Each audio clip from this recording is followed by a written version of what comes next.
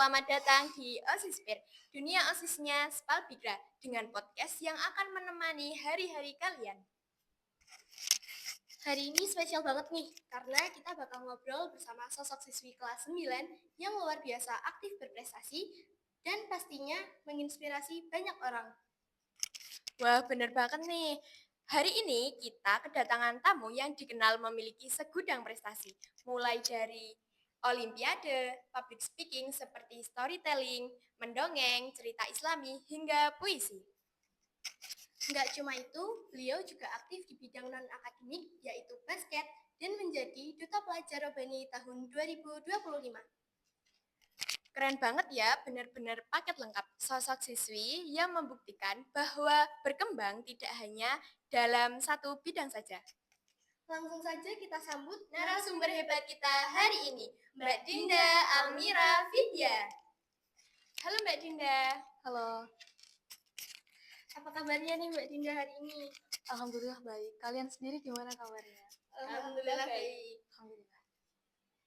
Senang banget bisa ngobrol langsung bersama Mbak Dinda hari ini. Semoga cerita dan motivasinya bisa menjadikan pengalaman dan motivasi untuk teman-teman semuanya. Boleh dong Mbak Dinda perkenalan singkat tentang diri Mbak Dinda kepada para pendengar podcast kita hari ini. Oh ya, halo semuanya. Izin memperkenalkan diri. Namaku Dinda Almira Vidya, bisa dipanggil Dinda dari kelas 9 Malahayati, SMP II Alabidin Karanganyar. Dan perkenalkan, saya Rahmatul Nurul Isnayah, biasa dipanggil Rahma sebagai host podcast hari ini. Perkenalkan juga, saya Kiara Hanin Adyuta, biasa dipanggil Kiara sebagai host podcast hari ini. Oke, langsung saja ke pertanyaan yang pertama. Mbak Dinda dikenal nih, punya banyak prestasi, baik di non-akademik dan akademik. Nah, dari semua capaian itu, mana yang paling membuat Mbak Dinda berkesan dan kenapa? Sebenarnya semua prestasi atau ya sejenisnya yang aku dapatkan ataupun aku coba itu sebenarnya semuanya berkesan. Karena masing-masing punya perjuangannya sendiri. Tapi kalau disuruh milih salah satu yang paling berkesan, aku bakal milih sebagai seorang duta pelajar Rabani. Kenapa? Karena menurutku di situ aku bisa belajar gimana caraku berani buat melangkah ke depannya. Lalu yang kedua, gimana caraku bisa bertahan sampai akhir, seperti itu. Oh ya, keren banget ya. Jadi prestasi yang paling berkesan buat Mbak Dinda itu adalah menjadi Duta Pelajar Robani tahun 2025. Awal Mbak Dinda tertarik mengikuti Olimpiade itu gimana sih? Nah, kebetulan Olimpiade yang saat ini aku dalemi, yang aku fokusin saat ini tuh lebih ke Olimpiade IPS ya. Kalau IPS itu aku udah suka dari SD, jadi dari SD itu aku udah suka sama mapel IPS. Tapi makin tertarik sama Olimpiade IPS tuh gara-gara waktu awal SMP, jujur ini mungkin agak beda ya. Waktu awal SMP, aku tuh sering lewat di FYP TikTok kayak tentang soal-soal geografi Olimpiade IPS. Terus kok aku kayaknya kok enak banget nih soalnya, kayaknya kok seru banget buat didalemin, apa aku coba aja ya. Akhirnya dari situ aku coba buat memulai mendalami itu semua. Terus dari IPS tuh kayak enaknya kita bisa beda-beda kayak geografi, terus ada sejarah Indonesia dan lain sebagainya gitu. Nah, teman-teman, dari jawabannya Mbak Dinda ini, kita simpulkan bahwa scroll TikTok bisa membuat kita bisa tertarik dalam hal baru loh. Jadi, jika kalian ingin mencoba hal baru, bisa lewat dari medsos. Jadi, medsos itu kita gunakan dengan sebijak mungkin. Jadi gitu. Nah, lanjut ya Mbak Dinda. Iya. Dalam perjalanan meraih prestasi, pasti ada rasa lelah dan ingin menyerah. Apa nih yang biasanya membuat Mbak Dinda semangat dan bangkit lagi? Sebenarnya sebelum aku melaju buat ikut itu tuh aku harus punya tujuan dulu. Apa sih tujuan aku buat ikut ini? Nah, ketika aku capek, ketika aku rasanya pengen nyerah, aku tuh harus inget tujuan awalku itu apa. Gak mungkin aku ikut ini tuh cuma buat main-main. Jadi aku harus inget apa tujuan awalku buat ikut ini. Dan kalau tujuan kan otomatis kita harus, gimana ya bahasanya, harus selesaikan lah gitu ya, biar dapat hasil yang maksimal. dan juga harus ada support system atau support dari orang-orang sekitar itu membantu meningkatkan rasa percaya diri dan semangatku gitu. Oh ya, oke. Jadi, Mbak Dinda itu langsung fokus sama tujuannya dan pantang menyerah banget, teman-teman. Ya. Nah, lanjut ya Mbak Dinda. Ya. Mbak Dinda juga aktif nih di bidang public speaking seperti storytelling, mendongeng, cerita islami, dan puisi. Nah, awalnya Mbak Dinda bisa tampil di depan banyak orang tuh gimana sih? Awal-awal jujur itu tuh aku banyak struggle-nya ya, kayak banyak gimana ya, banyak rasa takut ngomong. Waktu ngomong tuh aku tuh awal-awal takut diomongin, takut dijudge, terus takut orang-orang tawain. Kan mungkin mereka belum pernah lihat aku ngomong, makanya aku takut. Tapi setelah aku pikir-pikir, kayaknya orang-orang tuh nggak mikir sampai sana. Jadi mulai dari itu, mulai saat itu aku tuh udah gimana ya, harus bisa melawan rasa takut, rasa grogi, terus apapun yang ada, apapun keraguan pada diriku harus aku lawan biar aku bisa percaya diri kayak gitu. Pernah nggak sih Mbak Dinda tuh mengalami kegagalan atau penampilan yang kurang maksimal? Apa pelajaran yang Mbak Dinda bisa ambil dari hal itu? Pelajaran yang bisa diambil pastinya apa yang aku berikan pada saat itu, apa yang aku tampilkan pada saat itu mungkin memang belum maksimal ya.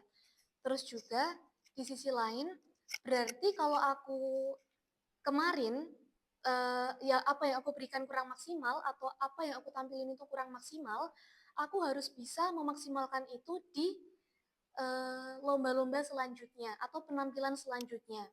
Lalu aku juga jadikan itu sebagai bahan motivasiku, evaluasiku. Apa yang kurang pada saat kemarin, biar besok bisa aku tingkatkan. Walaupun ditingkatinnya itu kayak cuman beberapa persen, tapi setidaknya kan ada peningkatan tuh. Jadi kita bisa gimana ya, bisa jadi lebih baik lah dari evaluasi kemarin itu. Jadi teman-teman, kegagalan yang Mbak Dinda alami itu jadi menjadikan motivasi untuk Mbak Dinda agar kedepannya bisa lebih baik lagi. Nah, selain akademik dan public speaking, Mbak Dinda juga aktif bermain basket. Apa sih yang membuat Mbak Dinda tertarik untuk mengikuti olahraga ini? Menurutku sendiri, aku tertarik basket itu jujur di awal SMP ya, jadi kelas 7 dan 8. Itu tuh sebenarnya tertariknya gara-gara awal mulanya aku cuman diajakin basket karena pada saat itu aku belum fokus di bidang lain. Jadi aku belum ada ketertarikan di bidang lain kayak public speaking, tartil atau apapun itu aku belum tertarik. Pada saat itu aku cuman tertarik, bukan tertarik gimana ya? Pada saat itu aku cuman kayak fokus sama basket. Kayak latihan berapa kali seminggu. Itu kan lama-lama kan karena cuman fokus sama itu, akhirnya juga tertariknya sama itu aja kan. Jadi kayak gitu sih menurutku. Langsung lanjut pertanyaan berikutnya ya. Ya. Gimana sih caranya Mbak Dinda tuh membagi waktu antara latihan basket, belajar, organisasi, dan lomba? Kalau cara aku membagi waktu, ya memanajemen waktu. Memanajemen waktu itu dengan cara aku membuat jadwal di notes HP gitu. Kayak aku harus latihan berapa kali seminggu buat bidang ini.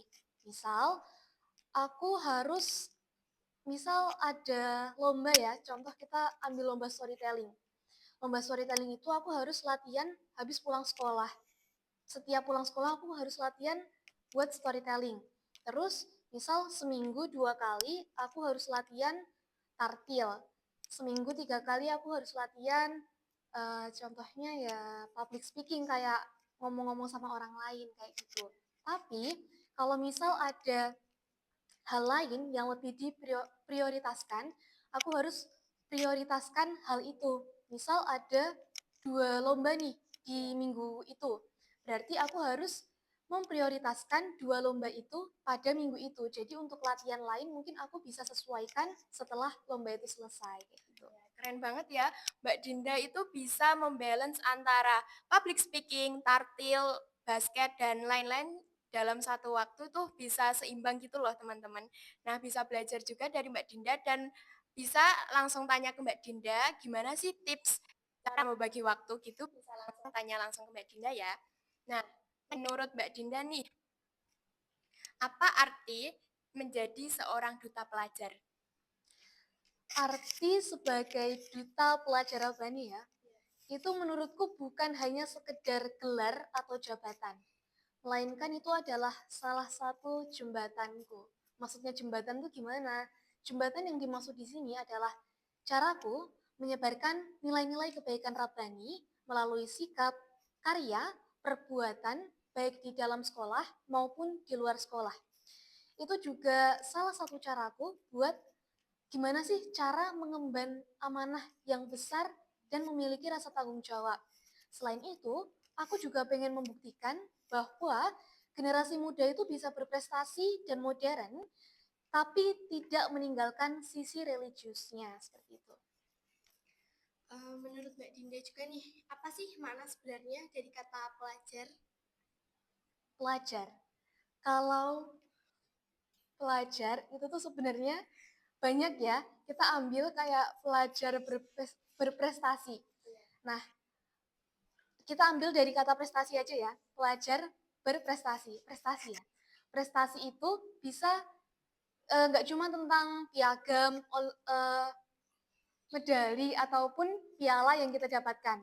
Tapi teman-teman, prestasi terbesar itu adalah ketika kita bisa melawan rasa ragu, rasa kurang percaya diri, rasa grogi yang ada di dalam diri kita.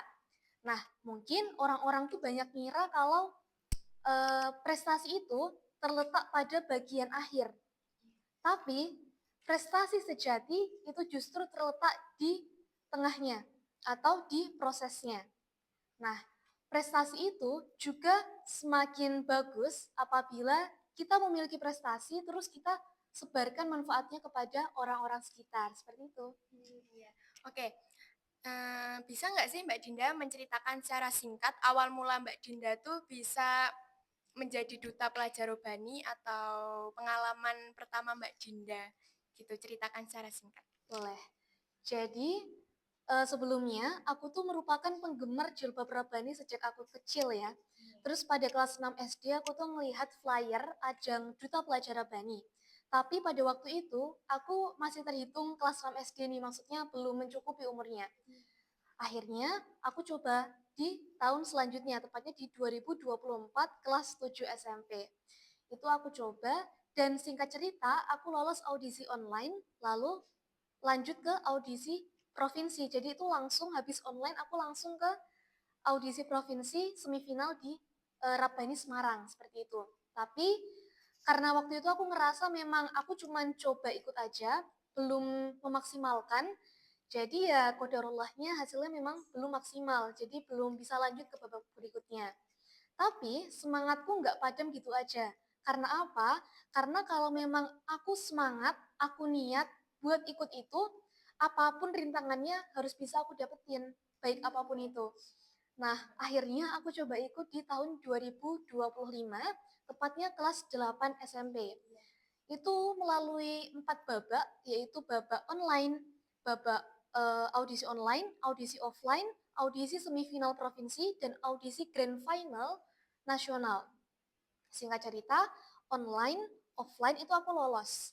Lalu aku lolos dari offline ini ke tingkat provinsi, kembali lagi ke Raubani Semarang gitu kan. Waktu ke Raubani Semarang ini, jujur waktu itu deg-degan banget karena aku tampil nomor pertama banget.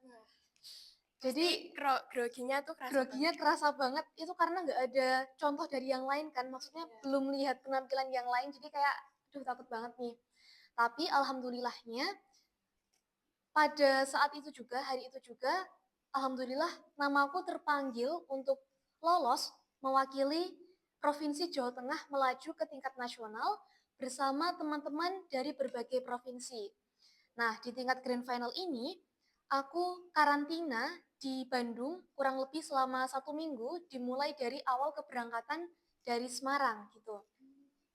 Di sana kita belajar banyak, bisa belajar personal branding, belajar stage performance, terus belajar choreo dance buat tampil di YouTube-nya DPR MPR. Kalau mau lihat boleh lihat di YouTube DPR MPR. Nah, ya kayak gitu. Terus ya pastinya pengalamannya berkesan memiliki kayak ya pengalaman yang berkesan, terus banyak temen dari berbagai provinsi, berbagai daerah, dan tentunya menambah relasi juga kayak gitu. Oh iya, keren banget ya. Jadi ini Mbak Dinda punya kenalan banyak dong di berbagai provinsi. Alhamdulillah iya, dan kebetulan orang-orang yang aku kenal tuh adalah orang-orang hebat yang menurutku bisa menjadi motivasiku buat kedepannya. Ada yang jadi model, ada yang bahkan ya sejenisnya lah gitu. Oh iya, keren banget. Oke, terakhir nih, apa pesan dan motivasi untuk adik-adik kelas 7 sampai 8 yang masih takut untuk mencoba hal baru dan masih ragu-ragu untuk memulai? Oke, teman-teman kelas 7 dan 8 yang nonton ini ataupun siapapun yang sedang nonton ini, pesan dari aku adalah jangan takut untuk mencoba hal baru. Kenapa? Karena hal baru yang teman-teman coba itu mungkin bisa menjadi potensi teman-teman di kehidupan selanjutnya atau di masa depan. Dan pasti waktu mencoba itu ada fase fase gagal atau jatuhnya ya. Iya. Itu pilihannya dua, mau lanjut atau mau mundur. Nah, kalau memang teman-teman optimis, teman-teman percaya sama diri teman-teman sendiri, saranku teman-teman harus lanjut. Kenapa? Karena di situ kita bisa belajar. Gimana cara menghadapi diri kita sendiri? Gimana cara kita bangkit dalam kegagalan? Gimana cara kita survive itu semua? Nah, kalau teman-teman bisa melewati itu semua, insya Allah kedepannya teman-teman akan dimudahkan. Kenapa? Karena teman-teman di awal kan udah sering jatuh bangkit, jadi nanti lama-lama kebiasaan dan akhirnya ya terbiasa kayak gitu. Dan dari kita pasti memiliki waktu dan prosesnya sendiri ya. Iya. Kayak nggak semua orang tuh prosesnya saat ini juga. Jadi berproses itu kan sesuai masing-masing dari diri kita kan. Jadi saranku ya tetap optimalkan usaha dan tetap memanjatkan doa kepada Allah Subhanahu wa taala seperti itu. Oh, keren banget nih. Ini adalah motivasi dari Mbak Dinda Almira Fitya. Wah, nggak kerasa nih obrolan kita hari ini seru banget dan penuh dengan inspirasi. Dari cerita Mbak Dinda, kita belajar bahwa prestasi bukan hanya soal kepintaran, tapi juga tentang bermimpi besar dan terus kerja keras, disiplin, keberanian mencoba, dan semangat untuk terus berkembang. Semoga perjalanan Mbak Dinda bisa menjadikan motivasi untuk teman-teman semuanya agar tidak takut untuk bermimpi besar dan semangat terus untuk mencoba. Terima kasih banyak untuk Mbak Dinda Almira Vidya yang sudah hadir dan berbagi cerita luar biasa pada hari ini. Dan terima kasih kepada seluruh pendengar podcast yang sudah menemani kita sampai akhir. See you on the next podcast. Wassalamualaikum warahmatullahi wabarakatuh.